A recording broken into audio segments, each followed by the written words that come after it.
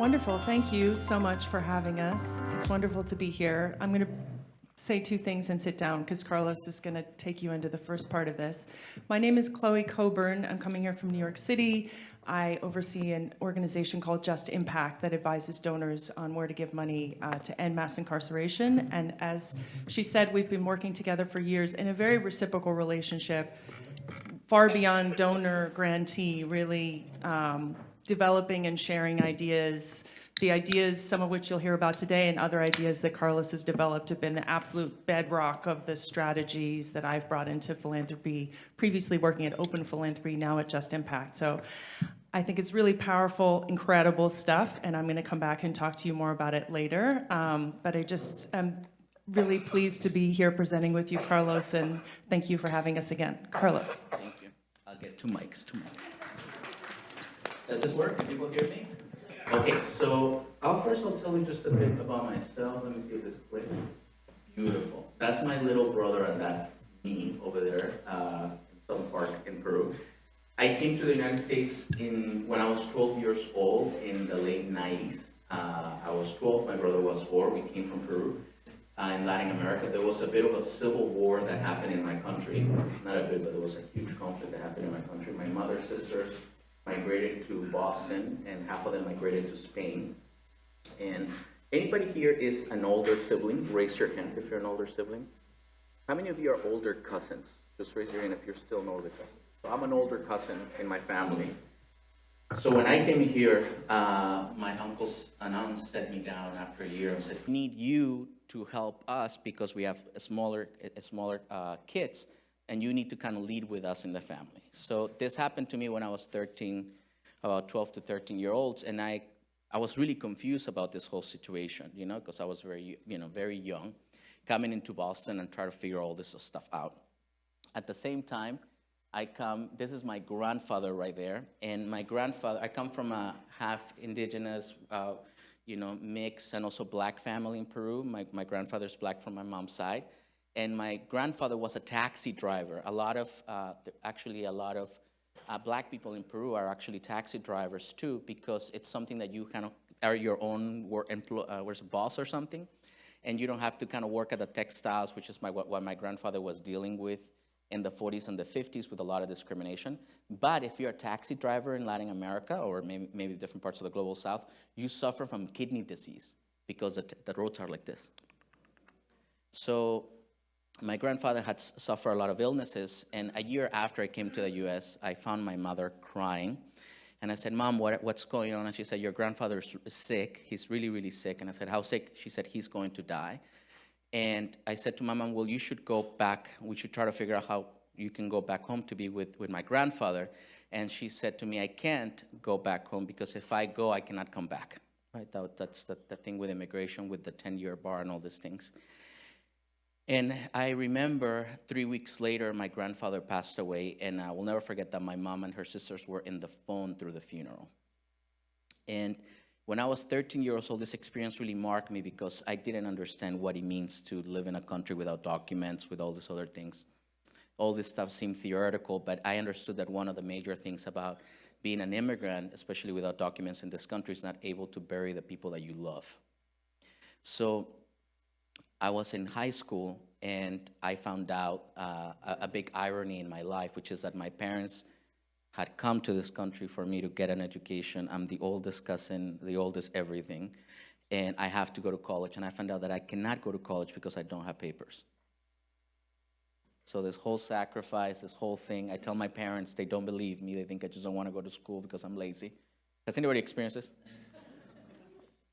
And this led me to join, there was a high school teacher that actually brought a bunch of us together. This was in the early 2000s to organize. It's actually, still today, it's actually, well, it's different now because of what we did, but it was against the law to say that you were undocumented in high schools, actually from a discrimination standpoint, but also you couldn't be honest about what you were. So this teacher actually gathered us together and said, "Hey, all of you guys I think all of you guys are undocumented," and he got fired because of this. But this started a small movement, a small organization in Boston that started fighting for immigrant rights, and we almost passed in-state tuition. When I graduated, I think it was I graduated high school and we passed in state tuition so that we can get the same access and rates to the same things that our peers would do. 3 days later, I graduated, and in my college graduation, Mitt Romney vetoed the law, and I went to work for a restaurant. But I was still very angry about anything, so long story short, I joined with my other peers to work with other undocumented young people to create this thing that now it's called the DREAM movement, or Young Undocumented People. I started becoming an organizer, learning that, going everywhere, doing trainings, finding people. I used to travel. I traveled for about 4 years. I did 20 out of 30 days on the road. I slept in everybody's couches. I ate great Mexican food, which is what's all over the place. And to build campaigns, build groups, so forth and so on. And in 2012, after many years of campaigning, we were able to push the Obama administration. Myself and 2 other people were in the negotiating team, where we basically crafted the law that is called DACA today, that gets work permits, temporal work permits for about 800,000 young people. My brother is one of them. And we were able to push that. Thank you. And there was a whole, I saw a whole arc, I'm telling you, 10 years, 12 years of my life in 5 minutes, but there was a whole awakening of young undocumented people and their friends and colleagues and teachers and peers to try to figure out how we can win something to establish our lives better in the U.S. This is me and my brother. This is a Boston Globe picture the day we won deferred action. And my brother wanted to go to China for college for a semester, and this is us in Shanghai a year later. So in the immigrant rights movement, we have some successes like this, but we have actually a lot of failures. We still have a humongous immigration crisis, a border crisis. We have a lot of issues, but something happened that I was very unaware of. I'm a community organizer by trade. What I mean by that is that I try to figure out how to build organizations, how to build leaders, how to find someone that feels like they have no power and build the character for a person to do campaigns, to run on politics, to commit civil disobedience, to find something deeper that could change this country. That's my profession. That's what we do. That's the techniques that we worked around. But in immigration, things are very complicated. So after we won DACA, everybody started coming to me and saying, Carlos, can you teach us what you did? And I was like, I don't know what the hell I did, because to me, we were losers all the time. Has anybody experienced this? And there's a TV sportscaster that says, when you win, everything you did was right, and when you lose, everything you did was wrong. So people kept asking me, what the hell did I do? And I was like, I cannot tell the difference from right or wrong. And then I did a training, and then I've been doing trainings for the last 10 years under the banner of the Ayni Institute, which is an institute that I co-founded, basically to answer the same question that I was answering when I was in high school. How can we build power and organization to change the issues that really affect people's lives? That's all that in the business in. I am a huge nerd. I had a partner for many years that broke up with me because I read too much organizing and movement books. It's my life. But because of that, we've been spending a lot of time researching and evaluating different social movements from across the globe. What works? What are the patterns that we see? Also historically, because sometimes the problems that social movements are dealing with in the United States are the same problems that people were dealing in South Africa in the 80s or in Europe in the 60s. So there's actually, what we figure out is that there needs to be a shared language to understand the problems that are not personal, but are things that are constantly happening. They're systemic to the work of social change. So there's many things. I really think that people that are in this work need a college level, just at least a semester introduction into social movement studies, because there's a rich history of 200 years of people galvanizing to create change. But there's one key framework that I think, out of all the ones that we share, that I think it's really, really important to understand social movements. And that's what I want to share with you this hour. So sometimes in organizations, people say, what is the most important resource? Sometimes people say, well, the most important resource is people. Sure, but you can always get more people. Sometimes it's ideas, but who here has struggled that you have way more ideas that you can execute? Raise your hand if this is true for you. The people that didn't raise their hands, thank you for lying about other things as well. Some people would say it's money, but you can always get more money, right? the one thing that is the most important resource, most people say, is time. Time is the thing that we are all battling with. And actually, in my experience, it's not time, but it's timing. Meaning that all time is not created equal. Meaning there are times where things are open and things flow. Have you experienced this in your life? Where like, shit's happening. Can we swear in this conference? I don't know. I didn't get a book with rules and stuff. And there are things where things are closed in your life. I don't know if anybody has seen this show called The Gilded Age in HBO. Has anybody seen it? Raise your hands. The people that didn't raise, I know you saw it too.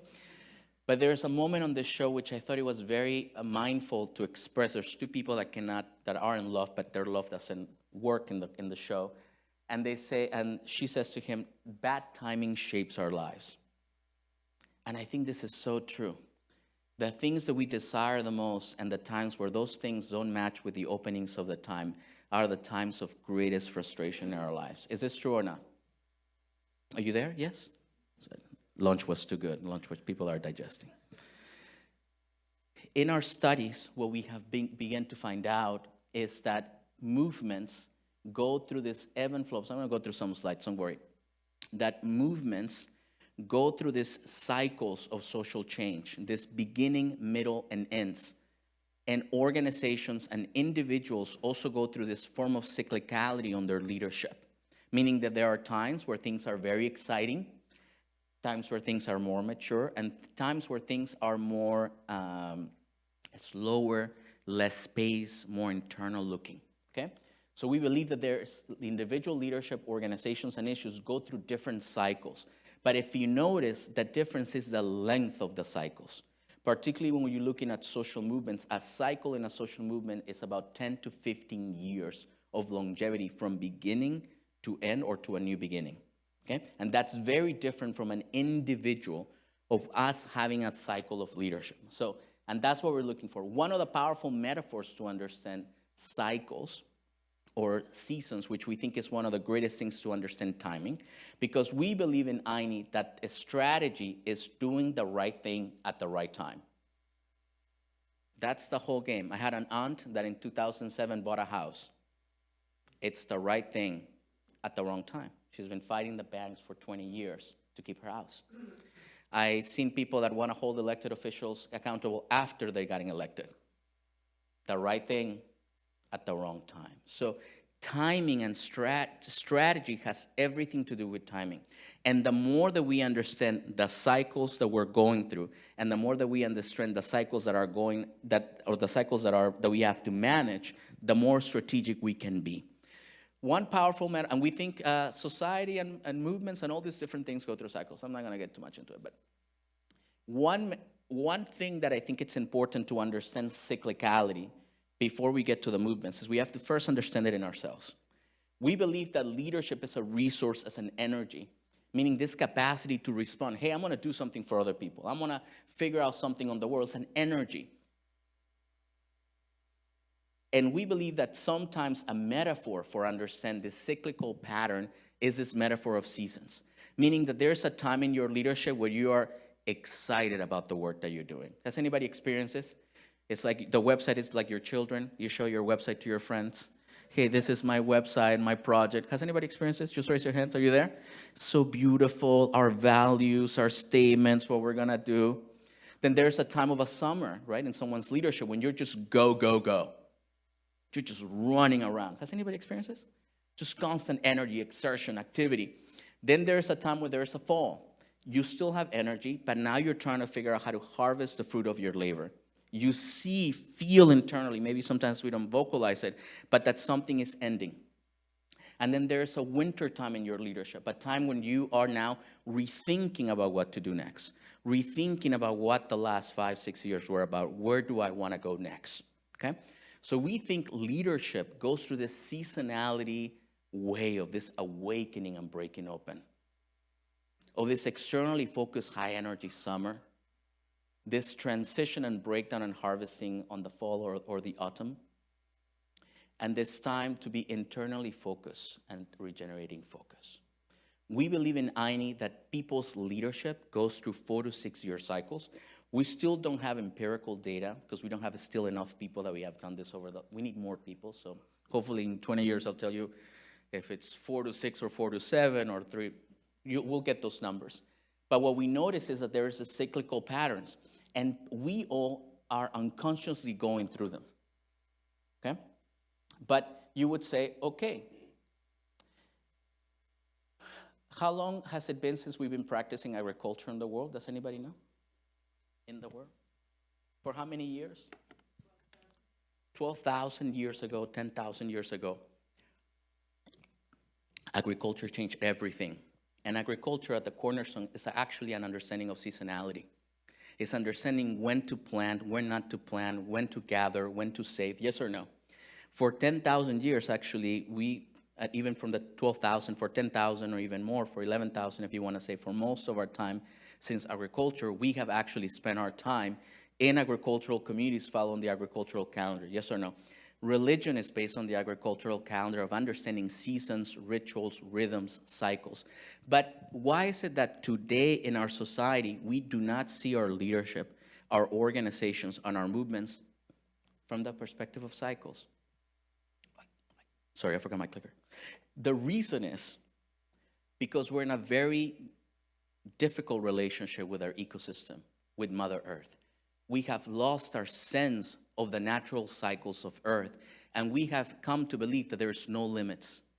I'll give you an example, and that's experience. I have 2 children now. I have a 3-month-old, so if you see me tired, just complain to her.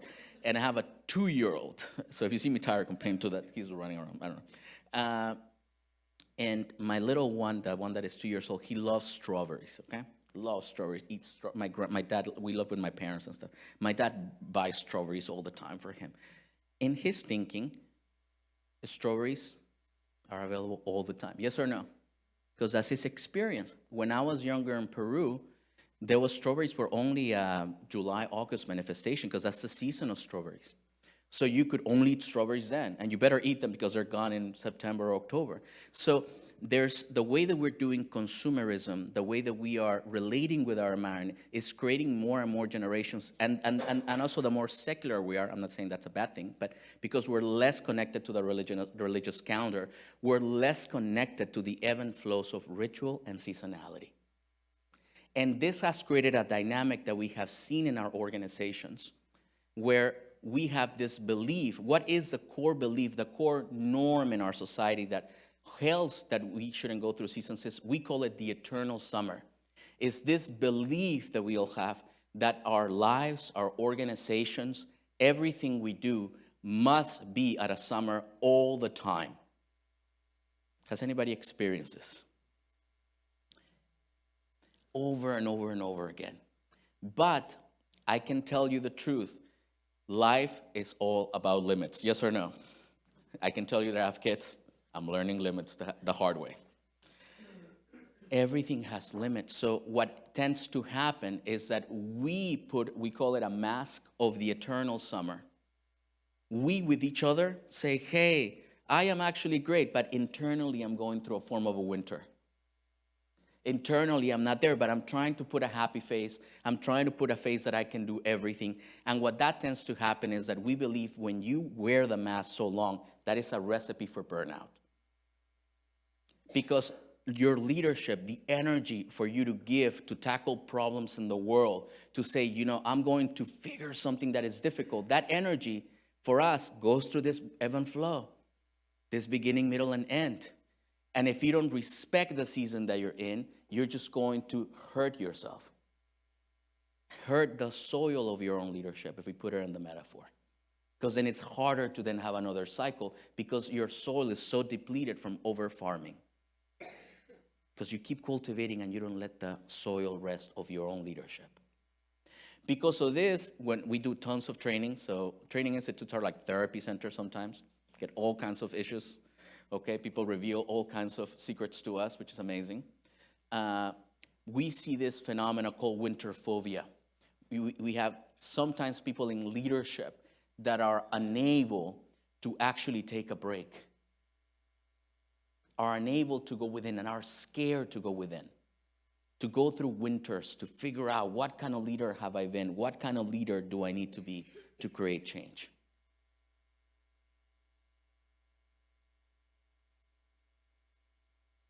Organizations also go through cycles and seasons.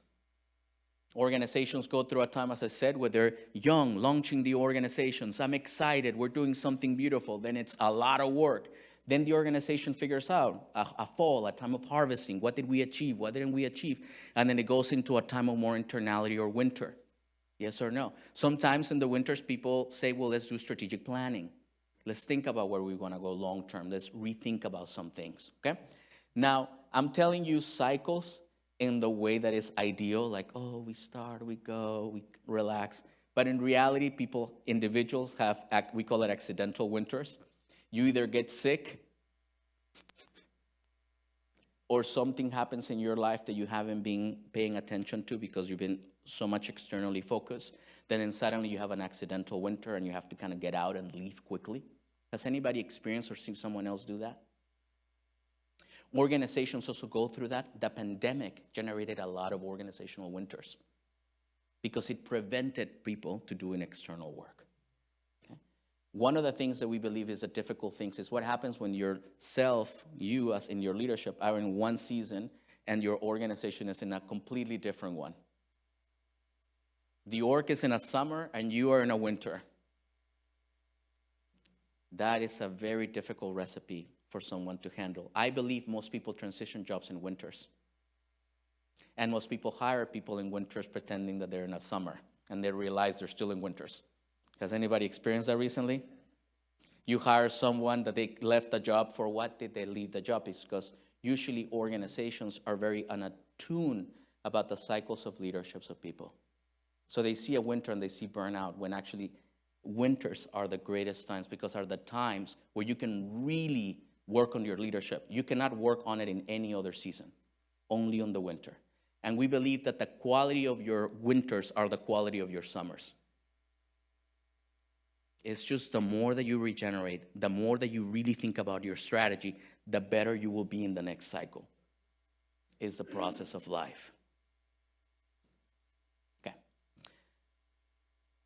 When we think about seasons, we're thinking just one cycle, but how many of you here feel that you have multiple cycles of leadership in your life?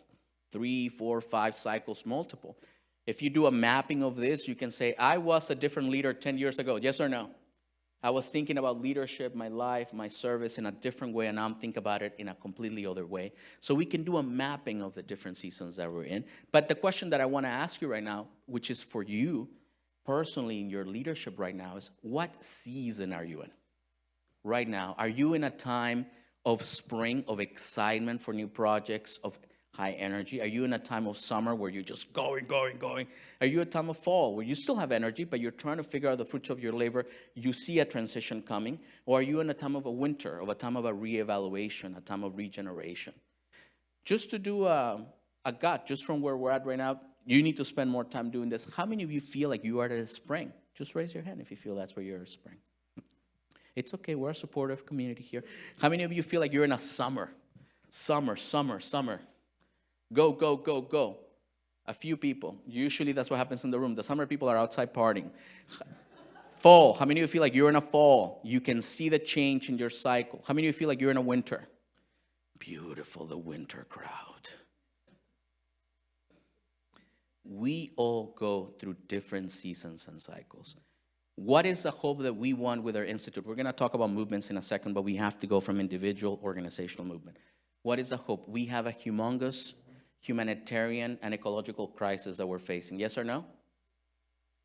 It's complicated, the path, and I'm sure many of you are parents. I'm a parent to little kids. Holy moly. This world is going through a lot of changes. And I believe that we need more people that can give leadership not for 4 to 6 years. Have you seen people that give to you leadership for just 4 to 6 years and then they left? They're just not here anymore? Have people experienced this? They're not engaged, they left. I believe that that's why we're losing one of the key parts, because we have to sustain people doing multiple leadership cycles for 10 to 20 or 30 years. That's the quality of leadership. We just need to manage the crises that are coming up. So Each season has a gift and a right response to do. Where are you? Oh, no. Each season has a recipe to do, to take, to do. Each season has a gift. And if anything that you want to take from this presentation is that we must understand the season that we're in, and we must protect the season that we're in. Because if we don't protect it, have you ever met someone that is the same type of leader for 10 years? It's like they never reflected on their lives. Have you ever met that person? Yes? No? Holy moly, I wanna hang out with Joel then. Because I can tell you, in my community, there's a lot of leaders that I'm like, you've been the same person for 10 to 15 years. Because they haven't stopped. They haven't thought about the lessons, the learnings. They haven't honored the pacing of life. And longevity is key for that. So I want to take, is it okay if everybody talks to one another for a second? So I want to take 5 to 10 minutes. If you want to talk to somebody in your table and say, answer just the following question. What season are you in right now? Just out of curiosity. And what's important for this moment in your life? Let's talk. We'll come back in 10.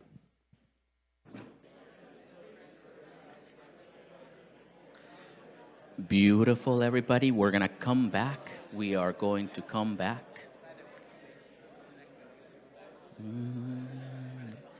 There's techniques for this. Beautiful. Can you please raise your hand if you're having an interesting conversation? Raise your hand if you're having an interesting conversation. Check that the people next to you are raising their hands. Maybe you're boring them. You got to get more exciting. Okay, let's bring it back for a second. We're going to have a 30-minute coffee break in 20 minutes. So don't worry. We can chat more. You're a chatty crowd. It's beautiful. Okay, let me ask a question. How many of you feel that the season that you're in right now is a spring? Just from the conversations you're having. Again, just raise your hands again. How many of you feel like you might be on a summer? Just raise your hand. Ooh, beautiful. Let's hang out. We got a party tonight with all the folks over there. How many of you are in the fall, in a time of harvesting, but you're seeing less energy? How many of you are in a winter? Beautiful. Our hope with this conversation, we usually do this training in 4 days. We go through a whole day of your personal and really go to talk about. We ask you to map all your cycles for the last 10 to 20 years, depending, of course, on your age and your leadership longevity. The next day, we do organization, and we compare to your personal, because there's a lot of tensions there. Yes or no? What season is your team in? What season is your colleagues in? It's a whole, we have to find the rhythms of the cycles. We believe good leadership is just management of cycles. And then we do another day of social movements, because that's a whole other monster, 10 to 15-year monsters that are moving society to different directions. I want to talk to you for the next 10 to 15 about just social movements. And then Chloe's going to talk from the context of both philanthropy and the criminal justice movement. Let me see. Click. Larger cycles. 10 to 15 years. Okay. I've been for 10 years in this institute doing research, looking at movements, looking at all archives of social movement change, talking to people from every movement. We have trained up to 12,000 people from all walks of life, all issues. Europe, last year we did a run with the Australians for a while. A lot of movements. And what I can tell you is that a lot of people have the same problems. They just call them different things.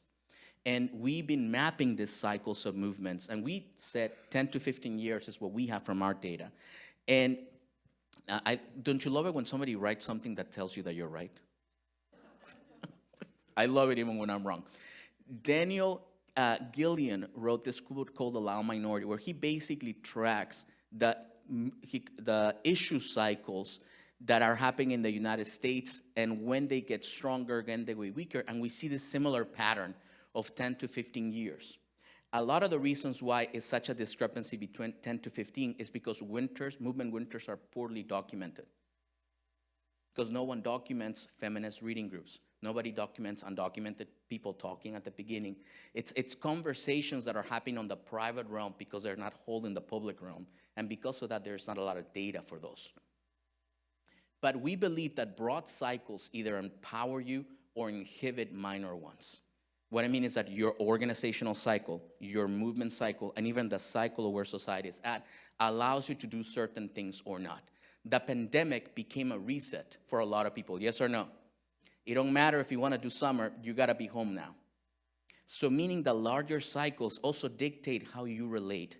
We believe that one of the hardest things for people like us that are trying to figure out how to create social change, how do I figure out how to increase reproductive rights? How do I figure out housing rights? How do I figure more civil rights? Is to understand the ebb and flows of these cycles. We've been mapping them for a while. This is the civil rights movement, and there are many different seasons. This is the immigrant rights movement for what I was part of for about 20 years. But we believe that movements, but it's just longer, 10 to 15 years, go through these ebb and flows. So meaning that a movement in the beginning, there's few believers and a disempowered majority. Few people believe that abortion should be a right.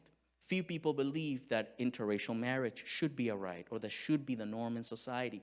Few people do that, but then people organize, build organizations, share their stories, right? There's a time where people used to be called ex-con versus formerly incarcerated. There used to be a time where people used to be called illegals versus undocumented. That change of identity is a transformation through dialogue that happens in movements winters, of changing how we see ourselves, to then change the country. Then there's a spring, a takeoff. Sometimes there's a protest. There's many believers. People have different thinkings. Is it the right thing that we're doing? That each season in the movement lasts between 2 to 5 years. Then there's a summer when now there's, you recently saw, for example, that summer against police brutality with Black Lives Matter in 2020, yes or no? Huge zeitgeist of mobilization, activity, protest. You cannot even control the summers. And then you have a time of the fall where now the movement still has energy, but now has to figure out how to institutionalize its victories. And this is a huge challenge. Why? Because when we're sexy, we want everyone. Has anybody experienced this? When you're looking cute, you want everybody. But when you're not looking so cute, you're okay to settle. It's hard for the movement to settle. Because we have no power before, 6-8 years before, and now we feel like we're taking the street, so now we want everything, but we cannot get everything. We can only get something. But that something can be meaningful for the next movement cycle. Are you following me on this? The civil rights movement didn't win everything, but won extremely important concessions. And then the movement goes through another winter, okay? Now it has to defend its victories. This is really hard, because now the opposition is going through another cycle, and they're maybe in the spring, and they're trying to get you. Are you following me on this? This takes 10 to 15 years. Most people come in the summers because it's hot and sexy. And the early adopters are always complaining, you're just here, you just came here. Has anybody experienced this? You don't know anything, right? But very few stay through the fall and through the winter, when things get really quiet and the movement has to restructure itself. We believe, especially folks in philanthropy, like many of you here, actually are working with many cycles of many different issues, yes or no? It is clear to understand what season your movement is in, because each season requires a different intervention. And money can inhibit or destroy a movement. That's just the truth. The right things at the right time. That's what we're trying to get to do. Sometimes I work with young people that are very radical.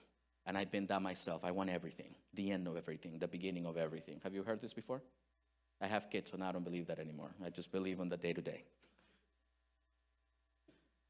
But what tends to happen is that sometimes we miss thinking long-term because we don't think in cycles.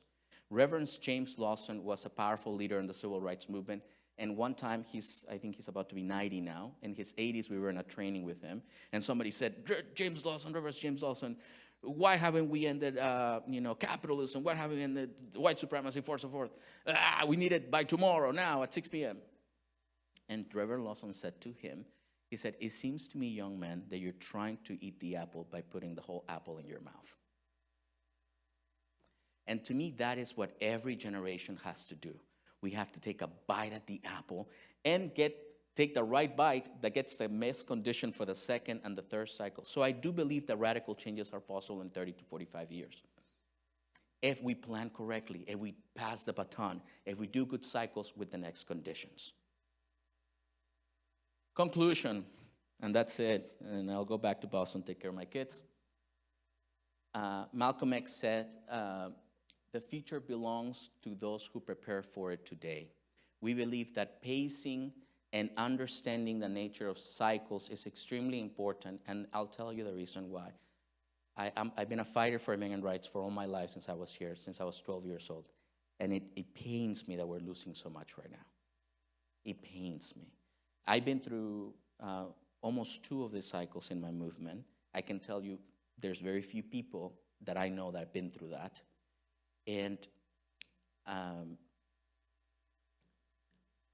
Bill Gates says that we tend to overestimate what we can do in a year and underestimate what we can do in 10.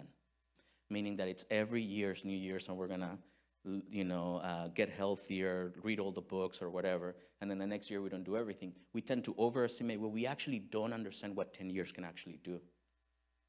And I feel that winters are the time in movements where philanthropy can make the biggest difference because it's the actual time where we can really have agency on a movement. Once the movement's in spring and summer, things are already going. I don't know if people already have their ways, if you know what I mean.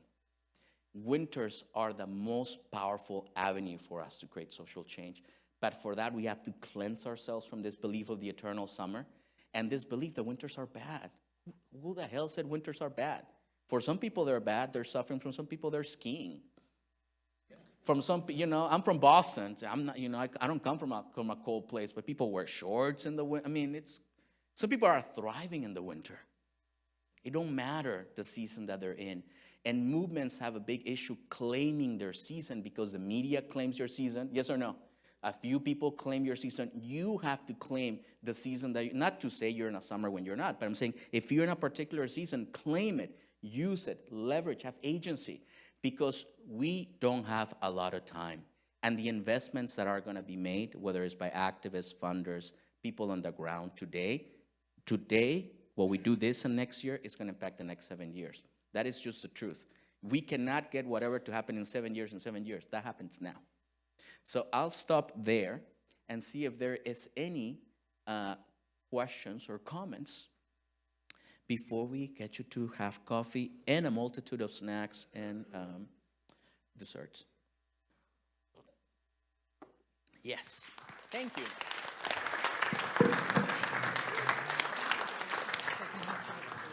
I just want to give you one example. I was president of Hampshire College in Amherst, Massachusetts. Students occupied my office, insisted that we sell our stock in companies doing business in South Africa. We had a small endowment. We did. And we started the divestment movement that helped to end apartheid.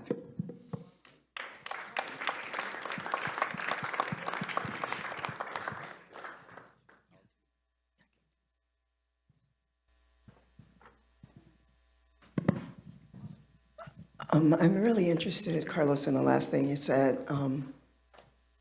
One of the things that I find when you think about philanthropy, they're looking for typically your yearly budget. One of the things that I do is when I think about, the 400 years that it took to create the problem that we're addressing, and to think that a nonprofit is going to have in 1 year, show me what you've done, versus a 10-year. Yeah. And so what I do, honestly, is like I show a 10-year budget.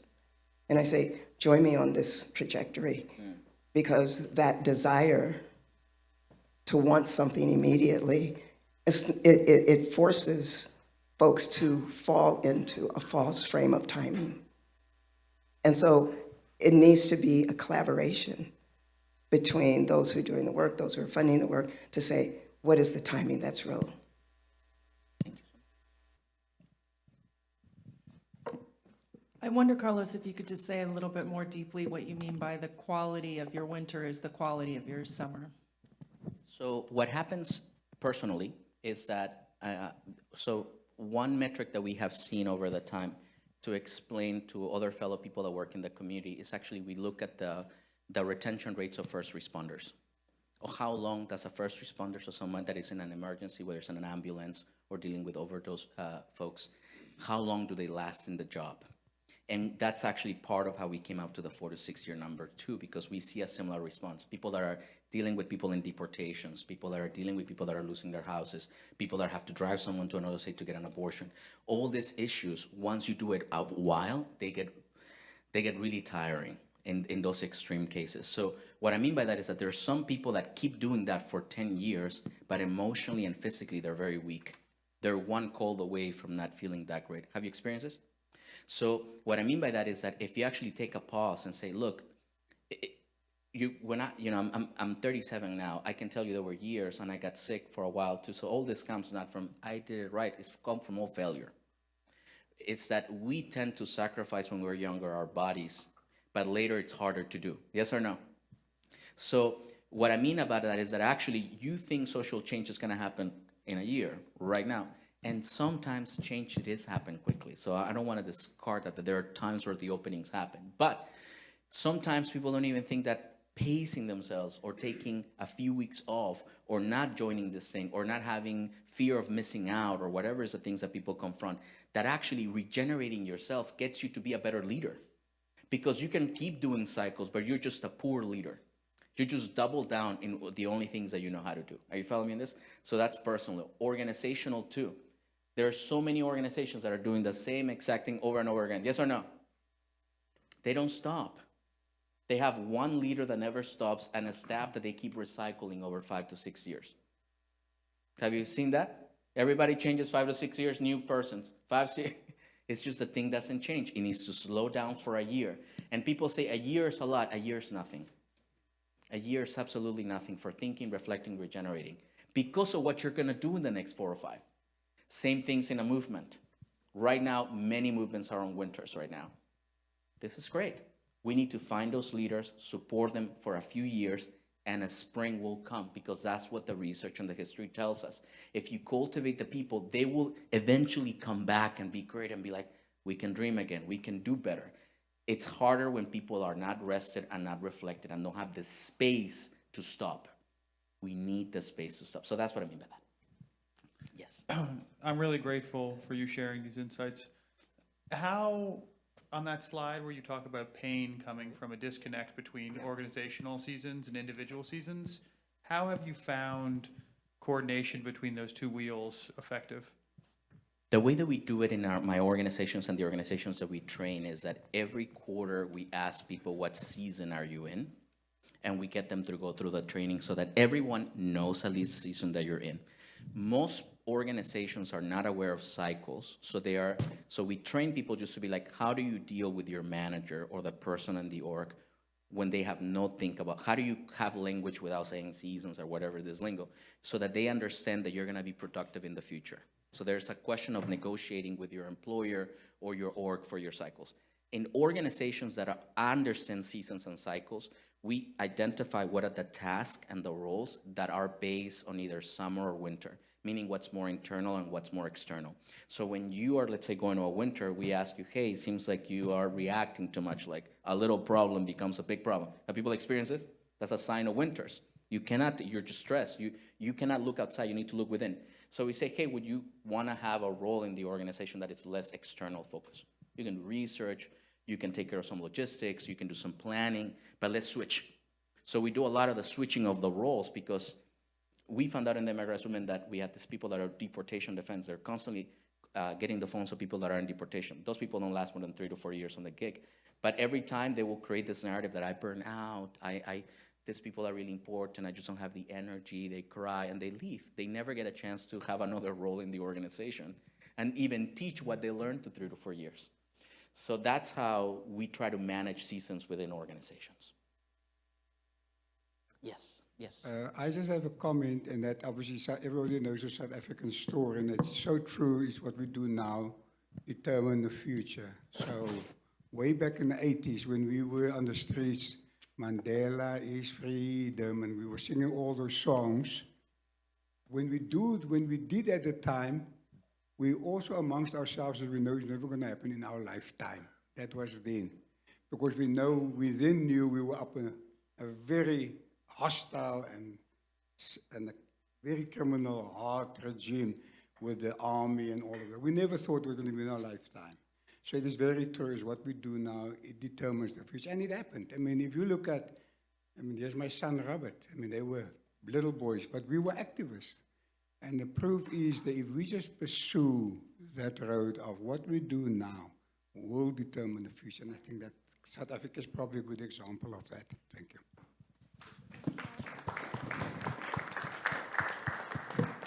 Anyone else? Anyone else? Last one, and we'll go to coffee. Don't worry, we have another hour. We'll come back. We'll hang out more. There are more questions. Well, I was hoping maybe you could speak a little bit more to because of the multiple cycles there, it makes me think really around who stays in that movement and how multi-generational action can help perpetuate those longer cycles. Yes. This is more complex. We can talk about it more in detail. But basically what we notice is that sometimes there's this intergenerational analysis that we do in the movement where there's by age different ages or different, generations join the movement in different stages of the movement, and that generates different outcomes. And we believe that it's important for people to also map the generations, like who's turning 16, 17, who's going to college, because if you do have masses, what you're going to have is potential springs that emerge from those people. What tends to happen is that those generations are very isolated for another issue, which is that within this movement stuff, there's different types of organizations that people subscribe to. We call it foundational theories of change. Like, for example, there are organizations that are about mass protest, other ones are about community organizing, other ones are about the inside game, other people are about alternatives or personal transformation, and all those sometimes are very isolated from one another. And because of that, the generations put themselves in different of those, and then there's no dialogue between them. But that is a complex to understand the seasonality. Right now, I feel like there's high schoolers in the immigrant movement that are going to build a new youth movement in maybe 2 to 3 years. I'm trying to figure out how do we organize them. They're the next, but they're totally disconnected from the last 20 years. Can we take a deep breath, everybody? Deep breath. Do you like to breathe? Very powerful. It's free. It's free. It's free. I'm not charging for breath. So we're going to take a 30-minute break. It's right now 3:03. Is it okay if we come back at 3:30? Would that be okay? Beautiful. Thank you so much.